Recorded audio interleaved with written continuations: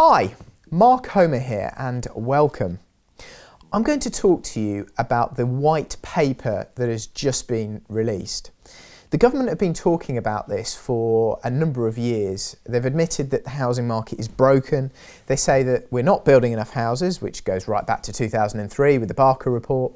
And they say we've got a significant shortfall in housing completions every year versus demand, hence why prices are rising so much and people can't afford to buy in some areas. Not all areas have a huge disparity between income and house price. And the government is saying that they're going to do something about this, so hence the white paper. Now previously they've talked a lot about changing the planning system. They've talked about adding permitted development rights for offices, which they did, which gave all of us some nice projects, and we all created some nice homes from those. But by and large, the changes to the planning system and the other changes that the government have brought in haven't really increased the number of completions every year, i.e. we're still at around 150,000 worth of properties being built or completed every year, and we probably need to be nearer 250,000. So there's quite a big gap there. Hence why prices, capital values and rents keep rising. And you might say, well, as a landlord, that's a pretty good thing, and I suppose it is. But the flip side to that is it can only go on for so long and only become so unaffordable before there's a backlash. And what's happening now is creating some of this. The government are under a lot of pressure to make the process easier to build more homes and create new homes and convert new homes. So this is what they are proposing to do. The white paper is the first stage of this. A lot of it is a consultation. They're going to go out to people in the industry and ask questions and work out what they think is going to be viable and what isn't going to be viable. So these are the main points that they brought out with the white paper. The first one is that there are going to be new regulations to force local councils to update their local plan every 5 years. Now, every local council should have a local plan, and I know whenever I apply for planning permission on a development, if they haven't got a local plan, it becomes much easier for me to get planning permission. So that's already there, and they need to have a housing plan for how many houses they need and in what areas. And if they haven't worked out what those allocations are, then developers are already sort of ahead of the game, and it makes it easier. But some councils haven't been doing that, and lots of them still haven't got an up-to-date plan. So there are actually going to be regulations now, according to the government. They haven't put them in, and not all the details there. And there's certainly a theme through this whole white paper, as usual, where we get the headlines and we get the generic stuff, but a lot of the detail is not released yet or even decided. And of course, it's the detail that usually makes the difference between making it something that us as landlords can benefit from and something that might be detrimental to our business. So at the moment, they're saying they're going to require local councils to update that local plan every 5 years.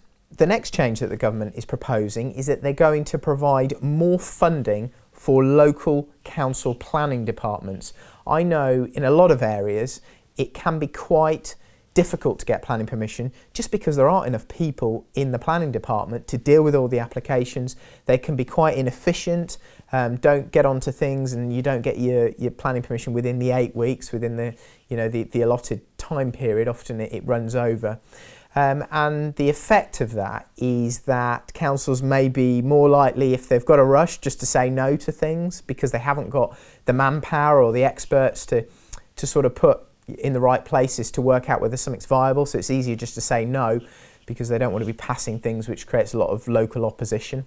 I know of one scheme recently that's created a lot of local opposition, and it may have been passed if they'd got more resource in the planning department to deal with that planning application and look into it more deeply. But the status quo is if it's risky, well, we'll just say no, and that protects our backs, and then the developer ends up going to appeal, getting the planning inspector out, and often it gets overturned on appeal, but that can take some time. So the government say they're going to put more money into local planning departments. What's the effect of that? Well, it very much depends on how much money they put in, whether local councils spend that efficiently, So it's going to take a number of years to work out what effect that's actually had.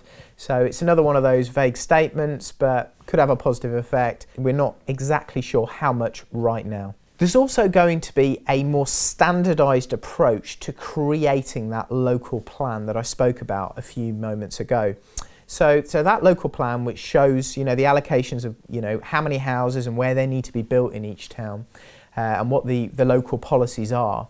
Within that local plan, there needs to be a standardised approach to creating the plan. I know when I'm looking to do a development, I always look at the local plan, and different councils produce that in different ways, and it doesn't really help developers, when they're looking to do a conversion, or what's the parking standards, or what's the affordable element, or whatever it is.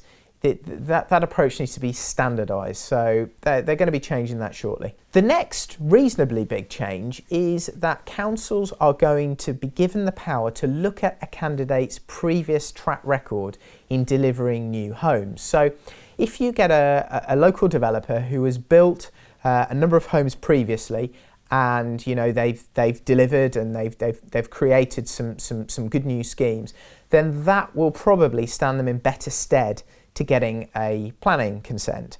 So I haven't seen that before. Obviously, sort of unofficially, officers prefer giving consents to developers that they know will do a good job. But I haven't seen anything official along those lines. Planning consent should just be granted to anybody on the same basis.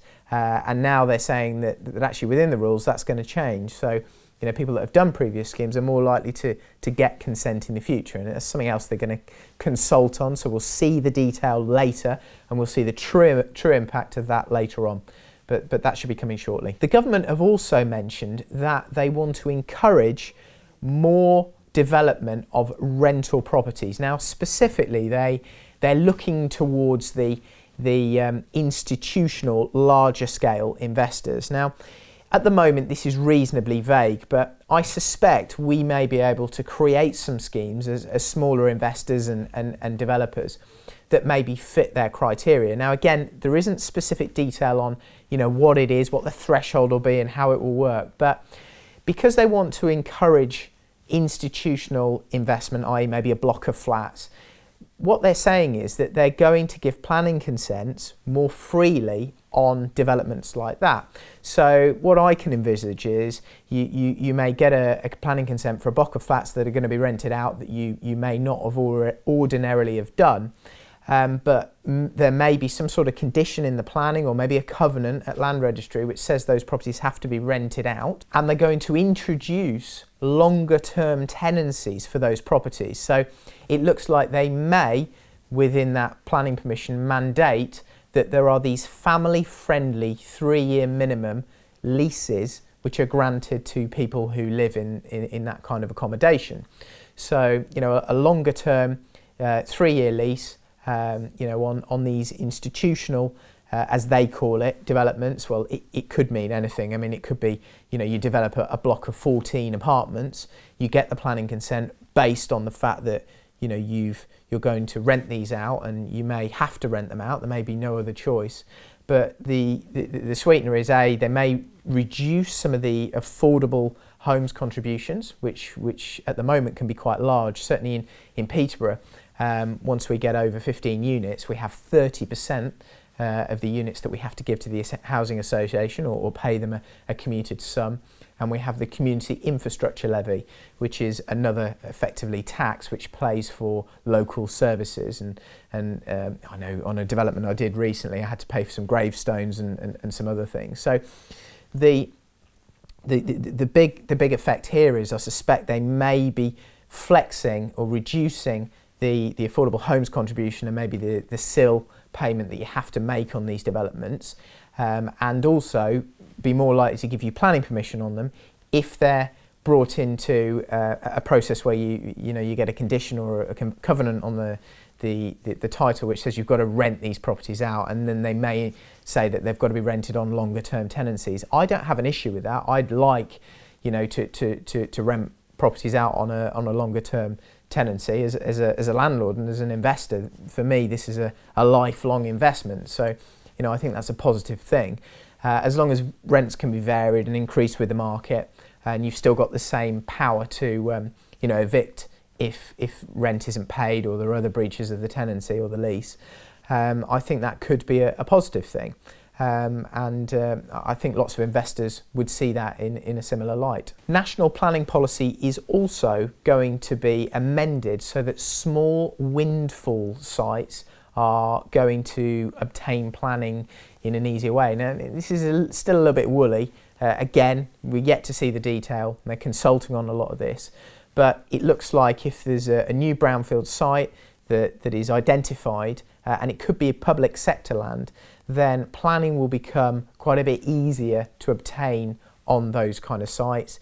Again, they may be helping with the affordable homes contribution or the SIL, reducing that. A lot of these policies could go down a similar direction to the permitted development rights we got on offices, where if you bought an office and you converted it to residential, there was no community infrastructure levy, no affordable homes contribution, and no minimum space standards, and often you managed to do developments with much less parking. And they were major changes, certainly around here in Peterborough, which made offices a lot more feasible.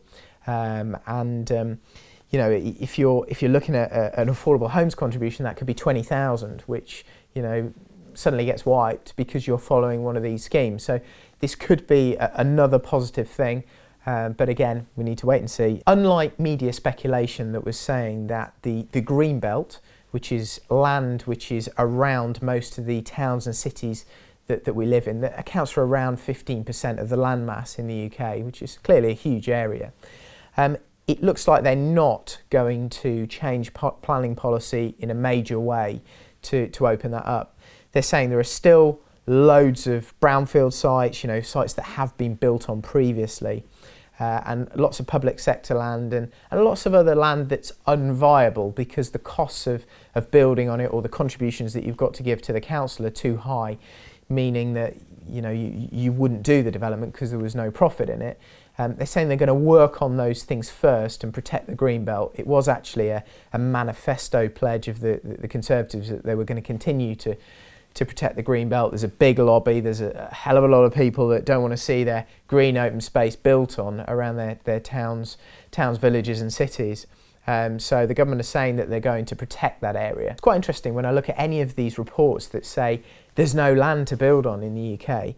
If you take a flight, you go out of Heathrow or Gatwick or Stansted or Manchester, most of the big airports, quite quickly after going over the city, you're into green open space, and you start to realise that actually a huge amount of the United Kingdom is not built on.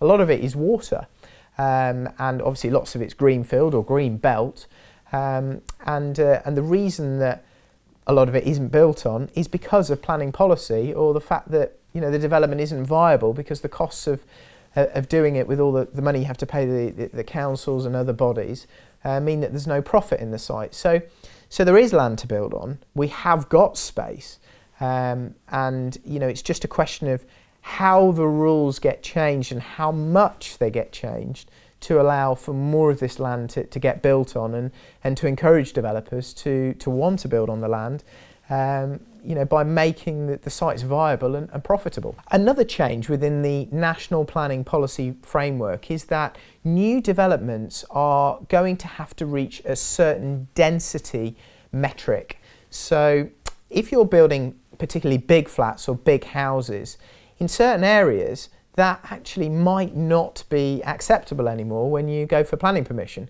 Quite interestingly, I've noticed in the past, if you do a big flat or a big house, most councils don't care. They're not bothered if you don't make money out of it. Clearly, as you do smaller units and more of them, you tend to make more money dependent on the area. But this is sort of going the other way, with councils saying, well, we're going to have to enforce a certain density metric, and you're going to have to put X amount of houses or X amount of flats within an acre. So that's going to encourage higher densities, which surely is part of the solution here. Many flats and houses have been built much bigger in the past, and it just seems unnecessary, especially when we're faced with the challenge that we are, where there aren't enough homes. We've seen 3-bed houses over the years gone from, say in the 70s or 80s, they might have been 1,100 square foot. They're now probably 850, 800 square foot. I've seen a 3-bed house at 750 square foot. They're tiny. I've seen a 3-bed house at 750 square foot. So they've been getting smaller and smaller. And that's answered the kind of affordability question in some ways. Families are living in smaller houses. They're more money, but they're not as much as they would have been had they been the same size as they were in the 70s.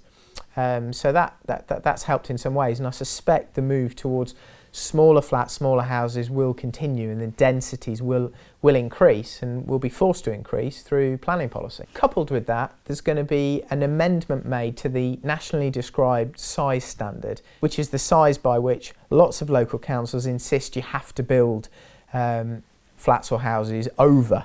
So, in my area here, they may accept a 1-bed over 40 square metres, they may accept a 2-bed over 50 square metres. Well, they're saying they're going to amend that and reduce those sizes. Local councils are going to be forced to give consent to schemes that are smaller and have, more units in them and have smaller bedrooms. There's ways of engineering corridors more effectively. With a flat, you could probably take the entrance corridor out and you walk straight into the living room.